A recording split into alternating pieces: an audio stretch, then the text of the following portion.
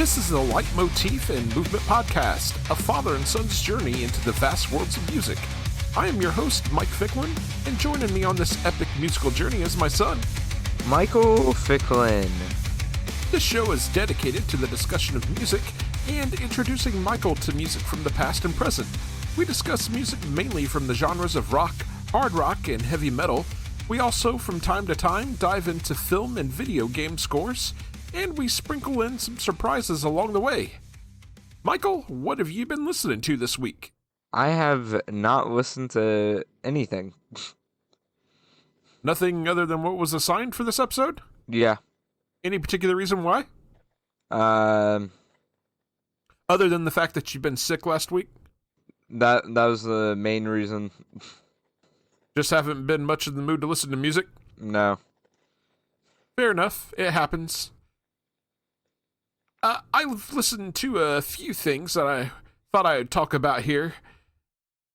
First thing I listened to was a band called Beyond the Bridge with their album The Old Man and the Spirit. This was the only record ever released from this German prog metal band, originally formed in 1999. The record was released in 2012, and following the passing of producer and primary contributor Simon Oberender, the band ended. But they left us with this amazing ride of a concept record. The record tells the tale of an old man as he reaches the final stages of his life.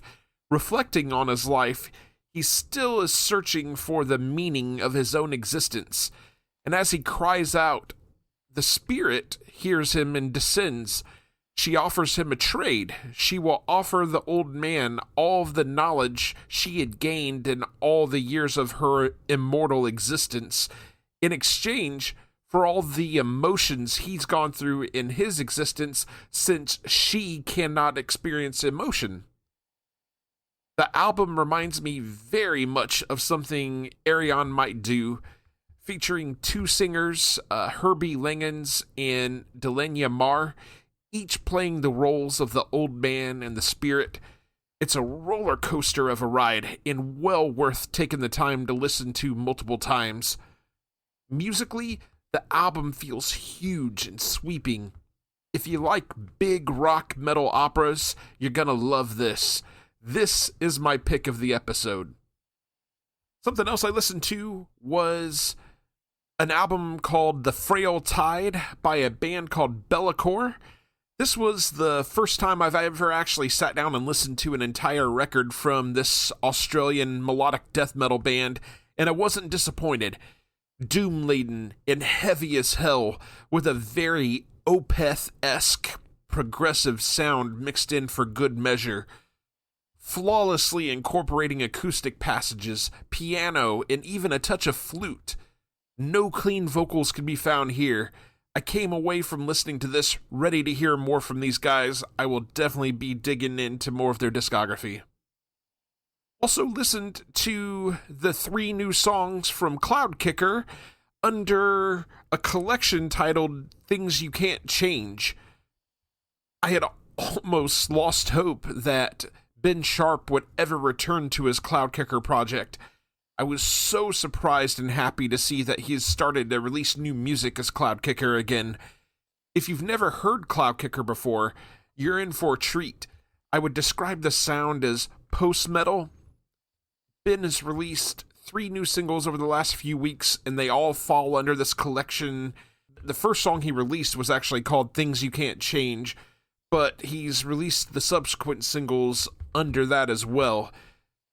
The description of this on his Bandcamp page kind of denotes that he's not sure how many songs will be released for this, but I'm going to enjoy the ride while it lasts. These new songs hit all the right spots.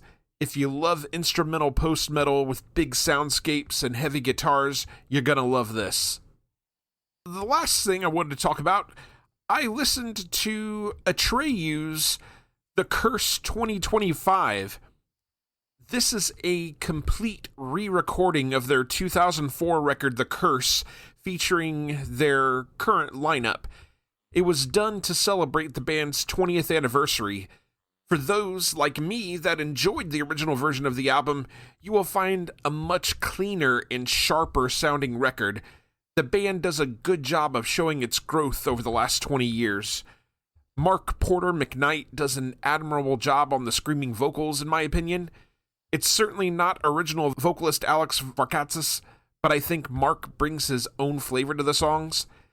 I think this re-recording does a fantastic job of honoring the original. And hey, you can always go back and revisit the original if you like. The band is not trying to revise its history. They set out to honor it, and I believe that they succeeded. Michael, do you have anything else before we move on? You know. No? All right. So we will move on to the Art of Discovery. This is a segment where we go in and take a listen to bands that maybe are unsigned or just not getting the amount of love that we think they should get. Got a great collection of bands for you for this segment. We're going to kick things off with a death and doom band from Indiana. This is Mother of Graves with their song Shatter the Visage.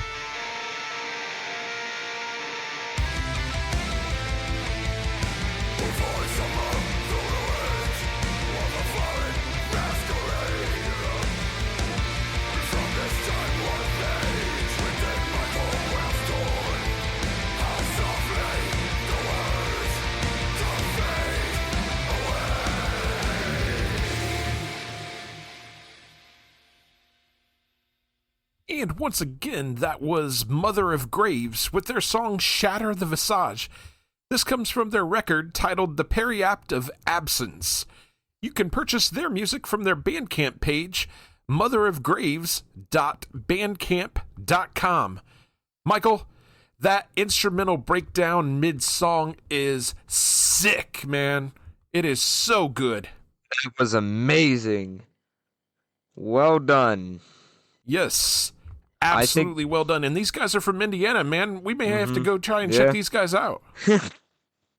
I think this gets my recommendation of the show. Hell yeah, man. Yeah, that instrumental breakdown was awesome. Just sick. Yeah. Good stuff. Wow. All right. Our next song is from a trip rock band that described themselves as the soundtrack for the eternal fall in your soul. This is Eve After Fall with their song All I Need.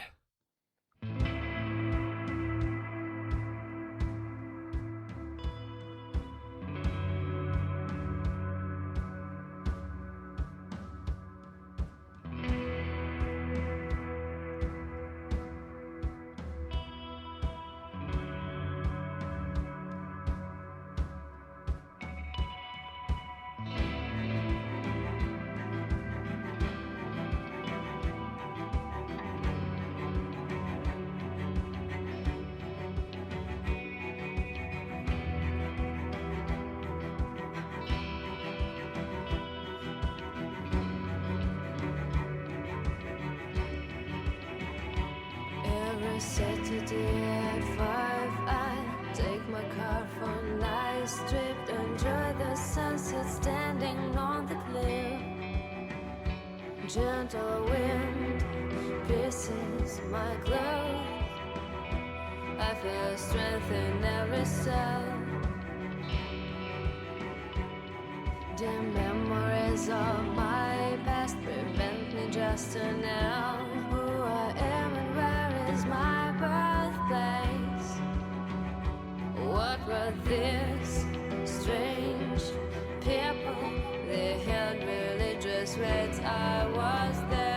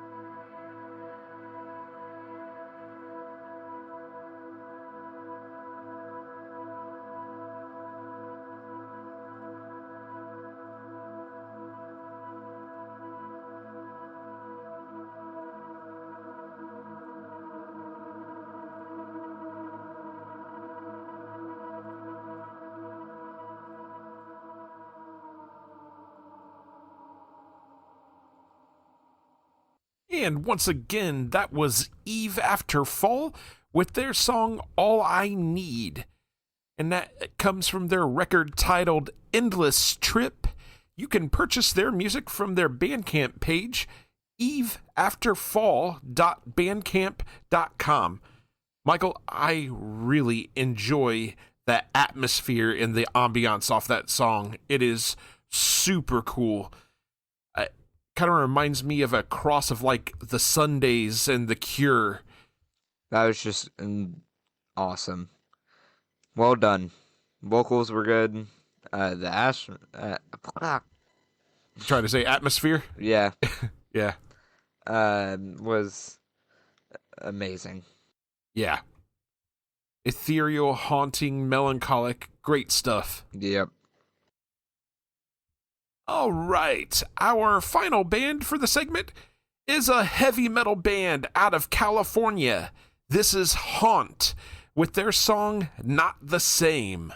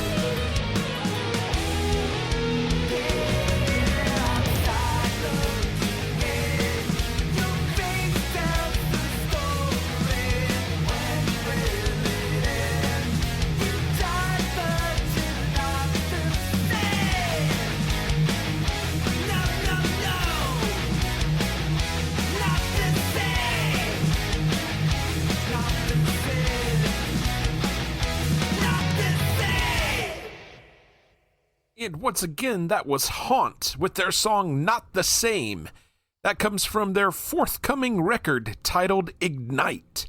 You can purchase their music from their Bandcamp page at haunthenation.bandcamp.com. Michael, that song kicks all kinds of ass. It does. Yeah, man. The musicianship is top notch. Their sound kind of reminds me of like a throwback to old school, like 80s heavy metal. It's so good. Well done. Amazing. Michael, anything else to say on this before we move on? I do not. All right, well, we would like to thank Mother of Graves, Eve After Fall, and Haunt for allowing us to play a song on the segment. If you would like to have your music played on the show, please feel free to reach out to us via email, lightmovepod@gmail.com, or reach out to us on our social media. We would love to check out your music, and if we dig what we hear, we'd love to play it on the show. All right, moving on to our main topic of the episode, we're breaking down Ozzy Osbourne's 1980 release, Blizzard of Oz. Blizzard of Oz was the debut studio album, a solo album, I should say, from English heavy metal singer Ozzy Osbourne. Was released on September 12th, 1980 in the UK, and on March 27th, 1981 in the US. In 2017, Blizzard of Oz was ranked 9th on Rolling Stone's list of 100 greatest metal albums of all time. It reached number 8 peak position in the Canada Top Albums CDs chart. On the UK Albums chart, it reached number 7, and on the US Billboard 200, it reached number 21. It's reached 5 times platinum status in the United States, Michael. That means it's sold over 5 million copies. Insane. And mind you, Ozzy had just been released from Black Sabbath in 1979, the year before this album was released. So the fact that he recovered so quickly and put together a band and got right back out there, amazing stuff. And for it to be as good as it actually is. Let's take a look at the personnel on this record. We, of course, have Ozzy Osbourne on lead vocals. We've got the amazing, late, great Randy Rhoads on guitars. We've got Bob Daisley on bass guitar. We've got Lee Kerslake on drums and Don Airey on keyboards. And we'll go ahead and start in with our track-by-track analysis. We'll kick things off with track number 1. This is I Don't Know.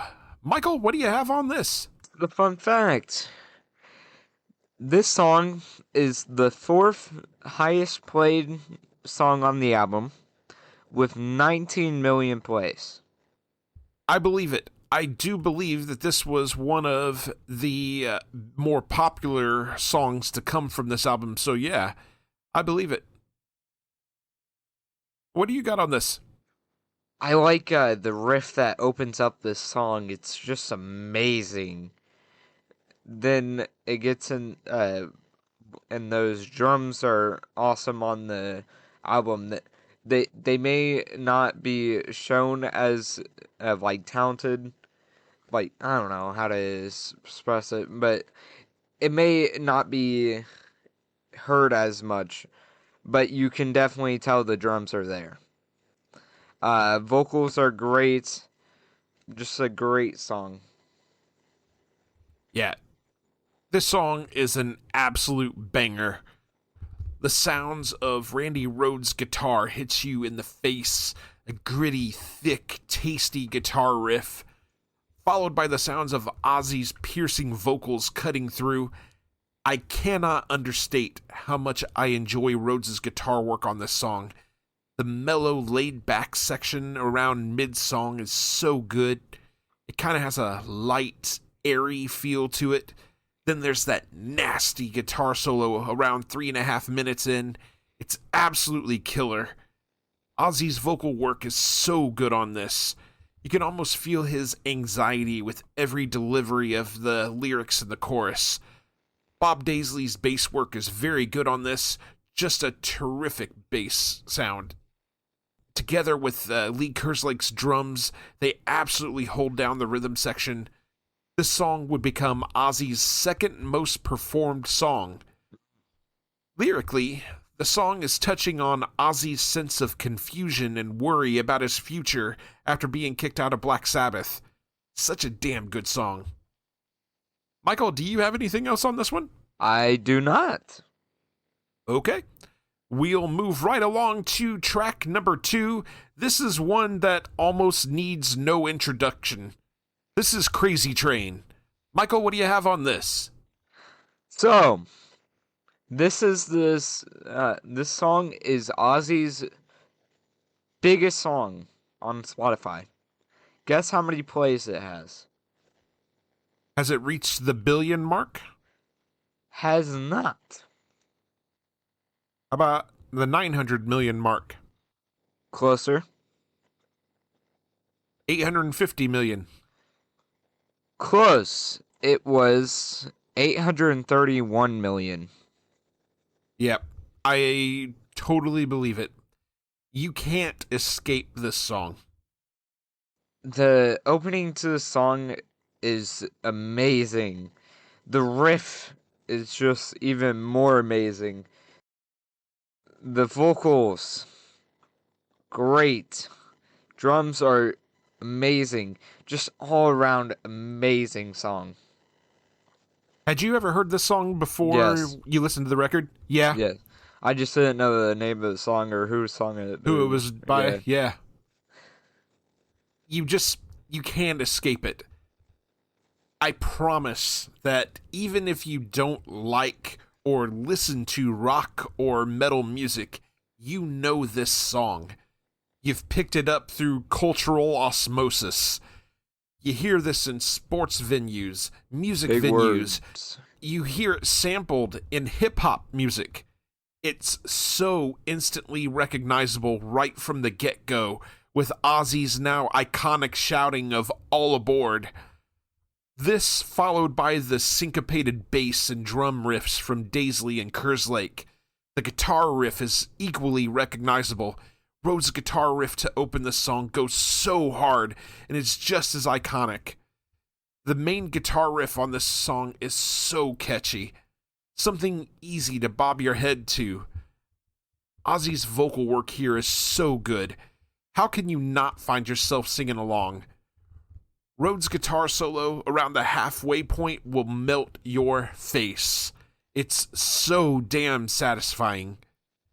Lyrically, this song seems to be about the Cold War and the fear of nuclear annihilation that existed during the time period. It also touches on politicians manipulating the populace. Really damn good song. Michael, what else do you have on Crazy Train? Just an amazing song. It makes sense why it's instant recognizable.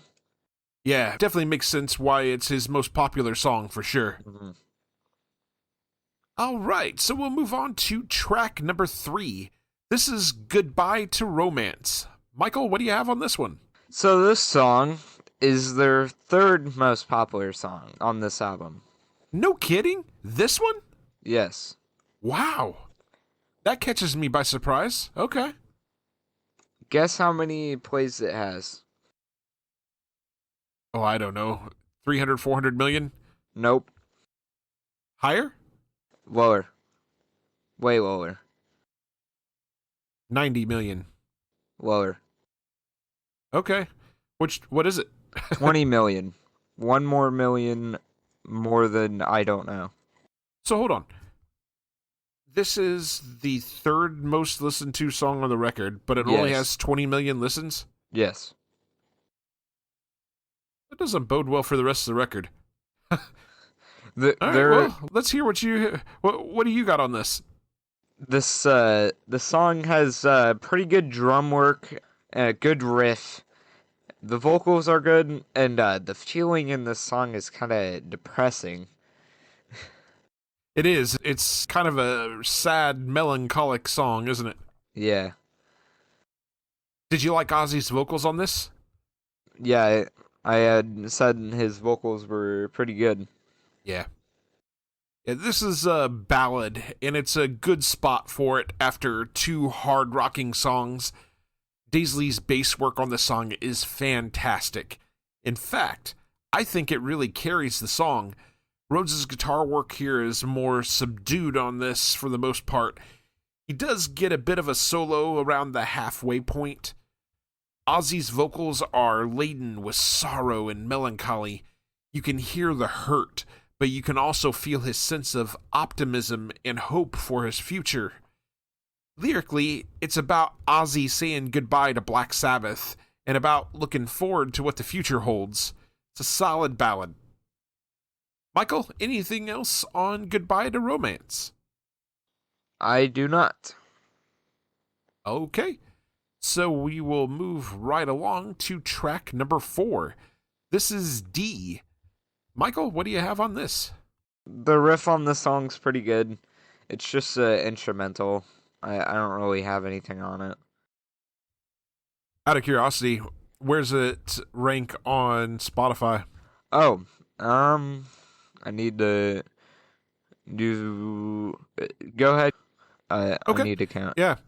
So, like Michael said, this is an instrumental. It's an acoustic guitar piece by Randy Rhoads. It's a really pretty piece of music, but it is very short. It does show off Rhoads' gift for melody. Not much else to really say about this one. Did you find what you were looking for? It is sixth. It is 6th? Yes. On the Interesting. record. Okay. With 5,678,000. Okay. All right, so we'll move on to track number 5. This is Suicide Solution. Michael, what do you have on this? So, let's start out with a fun fact. This is the 5th most played song on the album. Take a guess what the plays are. Yeah, I gotta imagine it's probably like 4 or 5 million. No. Higher. I don't know, 10 million? Higher. 15 million. Add 2 million to that. Okay. 17,135,000. Okay. The riff to this song to open it is just amazing. The vocals are good, and the drums are even more great. It's just a great song. Yeah, this song has a bit of a bluesy feel to it. There's the addition of some keyboards from Don Airey on this song. I think the keys give it an additional sort of trippy vibe. Ozzy's vocal work is again fantastic on this. Daisley and Kerslake again do a great job holding down the rhythm section. I really enjoy the main guitar riff on this song. Rhoads doesn't get to be overly flashy on this, but he doesn't need to be for this song to work. Lyrically, Osbourne had stated in 1991 that this was written about the alcohol-related death of AC/DC's Bon Scott in 1980. However, in 2002, Bob Daisley stated he wrote it about Ozzy.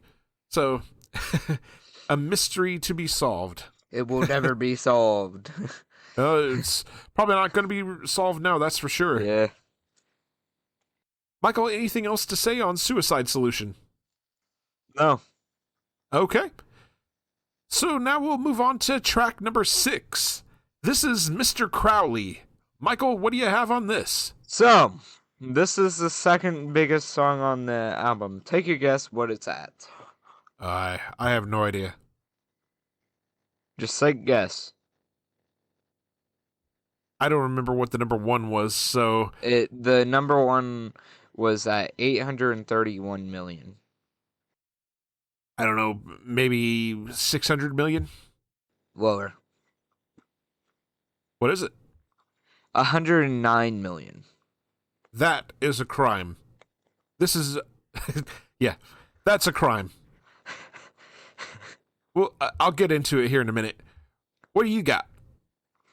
The opening to the song is just amazing. The vocals are also great. Just an awesome song. It is a crime against humanity that it doesn't have at least 500 million plays. Yeah, this is a phenomenal song. And it's my personal favorite song on the record. I love the way this song opens up with the really spooky keyboards. It's very reminiscent to the pipe organ work that you hear in the Phantom play in the Phantom of the Opera musical. I love Ozzy's vocal delivery on this song so much. The cadence and phrasing is so catchy. I love the way he delivers the first few words, and then the band contributes music that plays right along with the phrasing. Rhodes is killer on this song. Gets two absolutely iconic and killer guitar solos on this one. The main riff is so good. Lyrically, this song is about English occultist Aleister Crowley. Specifically, Ozzy was inspired after reading Crowley's book, The Diary of a Drug Fiend. Readers of Guitar World magazine ranked the first guitar solo on the song the 28th best guitar solo of all time back in 2011. Wow. Yeah. Wow. The song was ranked 23rd on a list of greatest heavy metal songs of all time in a poll conducted by Gibson Guitars. Absolutely iconic song. Those two guitar solos from Rhodes, absolutely face-melting, man. Your first time hearing this was not Ozzy, though. Your first time hearing this was the cover that Jack Black and the kids did in tribute to Ozzy. I'm pretty sure I've heard it before that. Really? Where have you heard it before?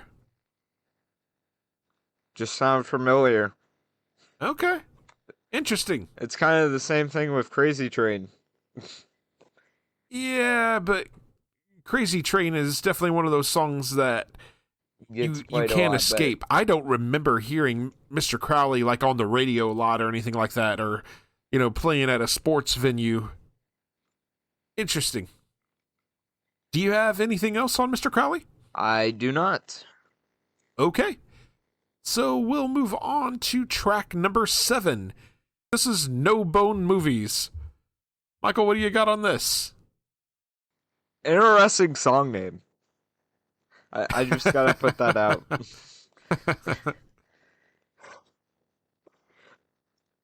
Good opening riff and great vocals. That's all I have to say there. You have nothing else to say about this at all? I guess I can say it as it is ninth on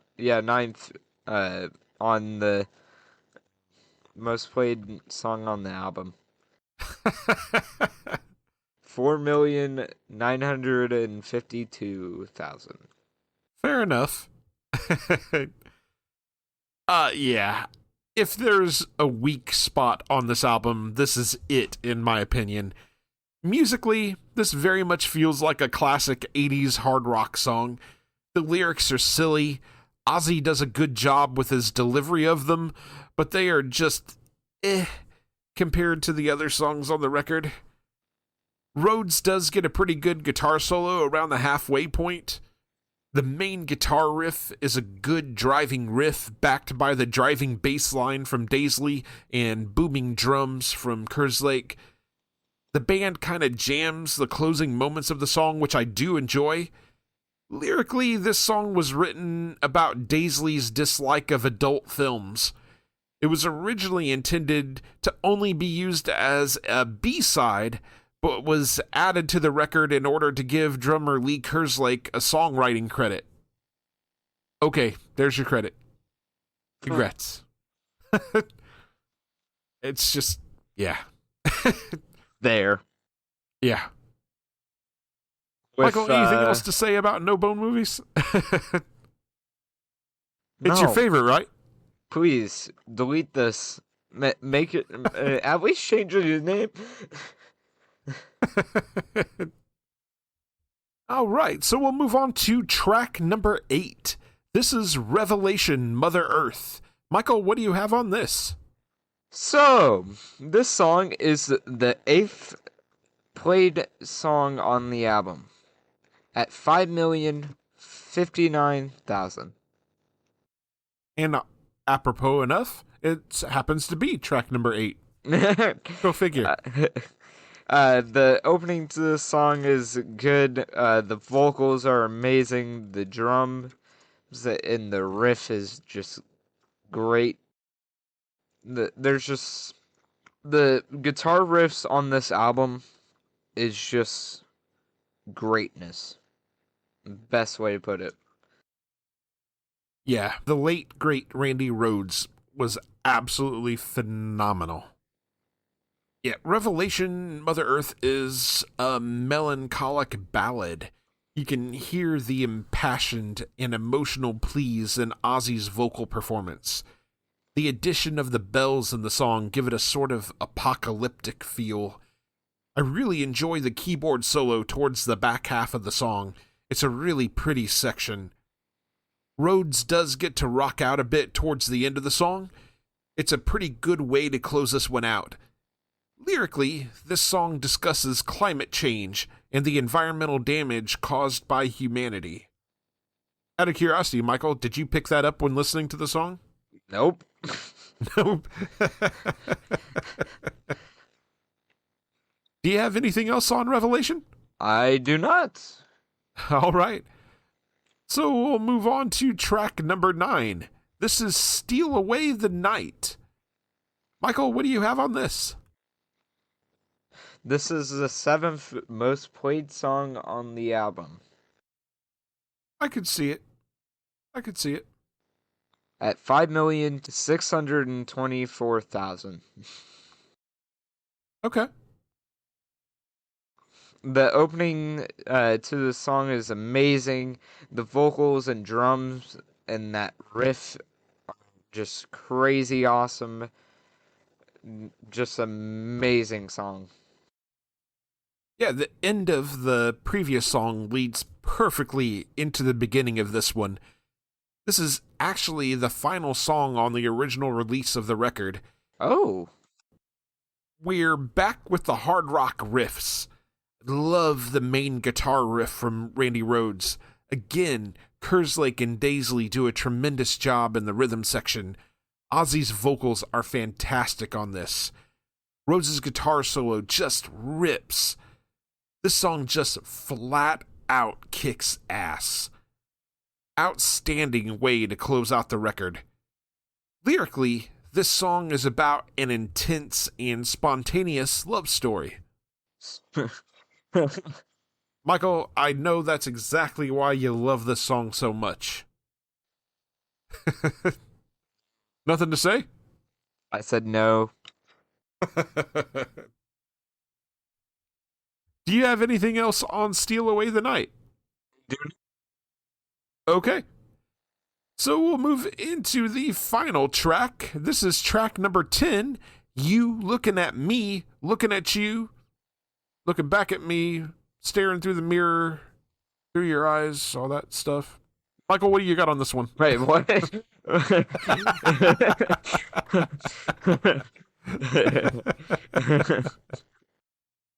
What you got? I think you over-exaggerated the album name. Not the album name, the song name. Only slightly. Slightly? You added like 10 billion words to it. This song is the 10th most played song on the album with 3,779,000. Just an awesome opening riff and amazing drums to come with it. The vocals are great and a great album closer. Yeah, this is the bonus song included on the 2002 reissue of Blizzard of Oz. This is another really good song. Good enough to have been included on the original release, in my opinion. It's a good hard rocker. I want to point out Daisley's excellent bass work on this. Obviously, Rhoads is doing his thing as well. He's got a great guitar solo around the halfway point. Ozzy's vocal performance on this one is really good as well. I love the little inflections he puts on his voice during the verses. The chorus vocal melody is so catchy. Lyrically, this is about a couple that is struggling to communicate with each other. Their relationship has become strained and distant. Michael, do you have anything else on You Looking at Me, Looking at You? I do not. All right. So with that said then, we're going to get into our final thoughts and our overall album ratings out of 5.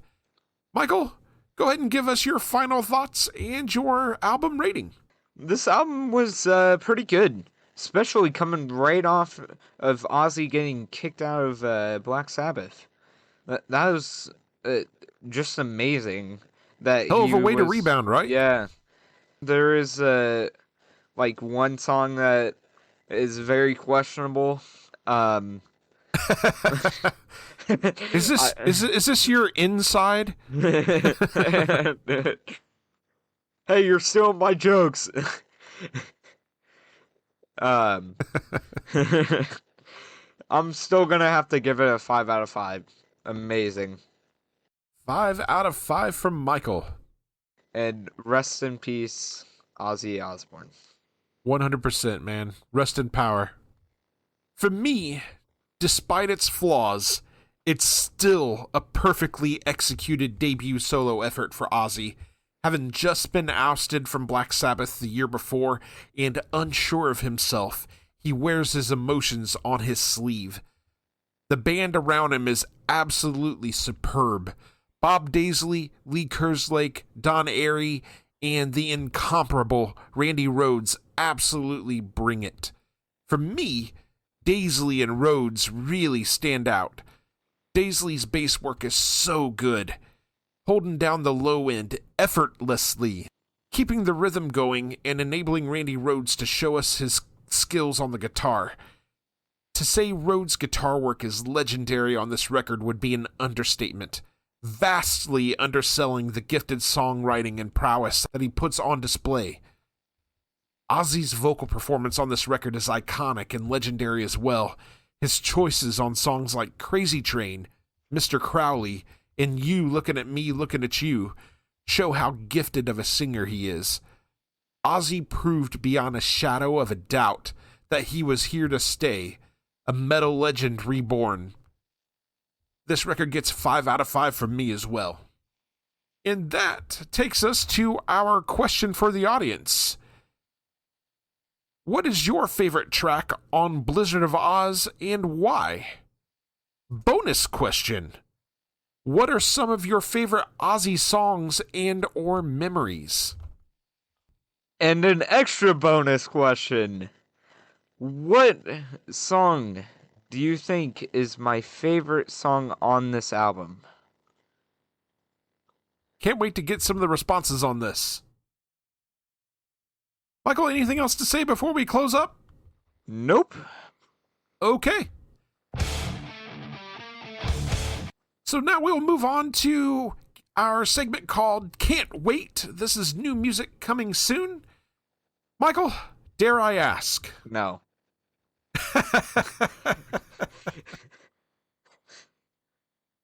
Slacker. Okay.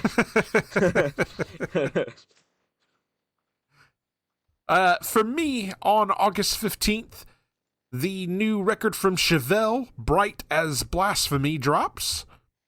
On August 22nd, Deftones drops their new record, Private Music, and Pliny drops a live record titled Live in North America, so I'm looking forward to both of those as well. And recently announced, on October 17th, An Abstract Illusion will drop their new record, The Sleeping City. And on October 31st, Trivium drops their new EP, Struck Dead. Michael, anything else before we move on? All right. We'll move into our listener feedback segment. We did get one piece of listener feedback. This is regarding episode 27's question for the audience, which was, what is your favorite song off of Black Sabbath's Paranoid? Mindfield on Facebook says, the whole album is amazing. My current favorite is War Pigs. Excellent selection. All right, and now we'll move into our final segment. This is Michael's journey, discovering a song from the past. And this time we're going to get Michael's thoughts on Simple Minds' Don't You Forget About Me. This was released as a single in 1985. It was written and composed by the record producer Keith Forsey and guitarist Steve Schiff for the film The Breakfast Club. Simple Minds actually initially declined to record this. They wanted to do their own material, but ended up accepting it after several other acts also declined. Don't You Forget About Me became a breakout hit for Simple Minds, an iconic song and a 1980s anthem. The single reached number 1 in the United States and Canada, becoming Simple Minds' biggest hit in the United States. It also reached number 7 on the UK singles chart and reached the top 10 in charts around the world. And with that said, Michael, what do you have on this? I like the beat on this song. Vocals are amazing. Just makes sense why it's a classic, and it deserves everything it gets awarded. Deserves all the acclaim. It's a really good song. I love this song for a couple of reasons. One of them is because I love the 1985 film The Breakfast Club, where the song comes from. The other reason I love it is because it's so hooky. The vocal performance from Jim Kerr is so memorable, and it just pulls you in. It begs you to sing along. Then there's the iconic keyboard riffs courtesy of Charlie Burchill and Mick McNeil. The lyrics are clearly inspired by the film, but I think there's something everyone can relate to. That sense of wanting to belong, of wanting acceptance. There's more to our individual stories if only asked. Get to know me, and you might find we're not so different. We have things in common. This song lives rent-free in my head. An undeniable 80s iconic pop classic. I love this song. Michael, let's get your rating out of 5. I am going to give this a 5 out of 5. 5 out of 5 from Michael. All right. So, Michael, up next on your journey, we're going to check out Billy Ocean's Get Out of My Dreams, Get Into My Car. What? I'm telling you right now, you're going to like this. And for our main topic next episode, it's our 1-year anniversary, Michael. Can you believe it? No, hooray, though. It doesn't seem like we've been doing it this long. I mean, it feels like only yesterday that we got started, really. It feels like just yesterday you were looking for, things for the profile picture for the band, the right? podcast. Do you remember helping me pick out the image and stuff that we ultimately went with for our logo? Yep. Yeah, so for our 1-year anniversary show, I thought it would be fun for Michael to go back and revisit his top 5 records of all time, especially given how much music he's listened to over the last year and been introduced to. I'm very curious if this has changed from when we started to now. Plus, I have been introduced to 28 albums. 28 albums plus the stuff that you've just picked up by yourself along the way. Plus the concerts we've gone to see, plus the art discovery, plus everything, man. You've had your mind way opened up. On top of that, we're also going to have Michael revisit a few of the records that he wasn't so crazy about on first listen.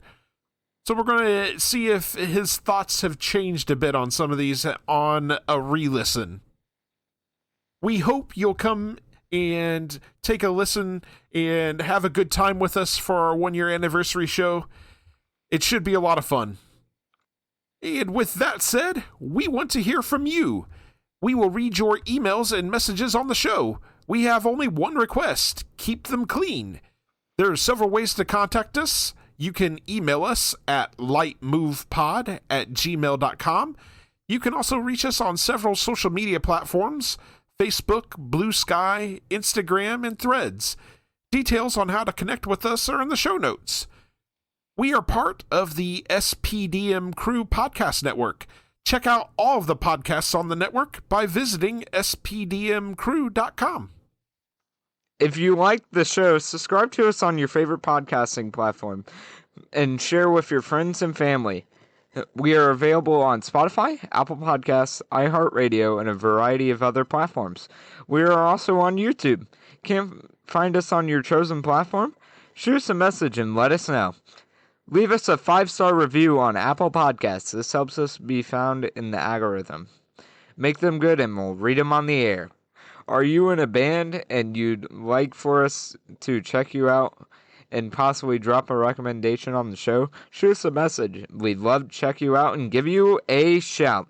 We'd like to thank you very much for listening to the Leitmotif and Movement podcast. Take care and enjoy music.